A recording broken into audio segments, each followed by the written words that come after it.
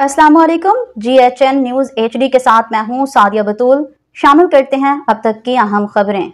सरगोदा झावरियां शामिल करते हैं। झावरियां से जफर अब्बास की रिपोर्ट के मुताबिक खबर शामिल करते हैं। पाकिस्तान में रियल एस्टेट का कारोबार तबाही के दहाने पर पहुंच चुका है। रियल एस्टेट पर लगाए जाने वाले टैक्स के बायस कोई भी शख्स इस कारोबार में सरमायाकारी करने को तैयार नजर नहीं आ रहा, जिसकी वजह से पाकिस्तान को माशी तौर पर रोजाना की बुनियाद पर करोड़ों का नुकसान बर्दाश्त करना पड़ रहा है।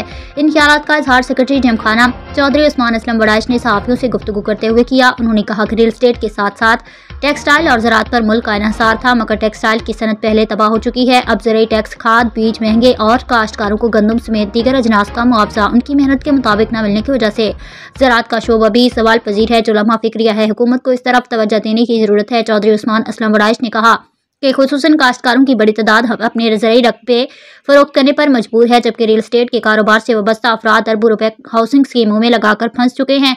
इन ख्यालात में पाकिस्तान की मईशत कैसे मुस्तहिक होगी, जबकि सियासी अदम इस्तेहकाम भी पाकिस्तान की मईशत के लिए जहर कातिल साबित हो रहा है। इन ख्यालात में अवाम के लिए मुश्किलात बढ़ेंगी। रिपोर्ट जफर अब्बास, तहसील रिपोर्टर शाहपुर, झावरियां।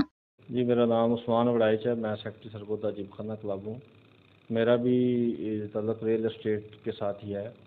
जिस तरह आपने बात की कि टैक्सेस, ज़री टैक्सेस भी गवर्नमेंट ने बहुत लगा दिए हैं और रियल एस्टेट के ऊपर भी लगा दिए हैं, और किसी भी ज़री ज़मीन के ऊपर जो है वो कोई भी हाउसिंग स्कीम नहीं बन सकती। ये ऐसे मसाइल हैं, ये ऐसी चीज़ें हैं जिनको गवर्नमेंट को दोबारा सोचना चाहिए, क्योंकि ज़राअत भी हमारे लिए अहम है। कम से कम उसको रिलीफ देना चाहिए। दूसरी बात यह है कि जो भी रियल एस्टेट जो बिज़नेस करने वाले लोग हैं, उनकी पॉलिसीज़ पर भी नज़रसानी गवर्नमेंट को करनी चाहिए, क्योंकि इतने ज़्यादा टैक्सेस हो गए हैं कि अब जो हमारा पैसा है वो लोग दे के दूसरे मुल्कों में जाके अपना रोज़गार कर रहे हैं, बजाय इसके कि वो पाकिस्तान को फ़ायदा हो, वो दूसरे मुल्कों को फ़ायदा हो रहा है।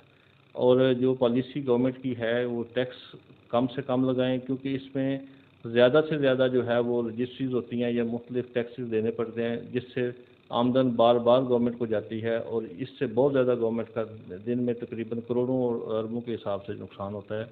इस वजह से मैं तो ये कहूँगा कि गवर्नमेंट को इस पर नज़रसानी करके जो ज़री ज़मीन है, ठीक है, उसको ख़राब नहीं करना चाहिए, लेकिन उसके ऊपर भी कोई अच्छी पॉलिसी बनानी चाहिए जिससे किसान का भी फ़ायदा हो और रियल एस्टेट से जो वाबस्ता लोग हैं उनका भी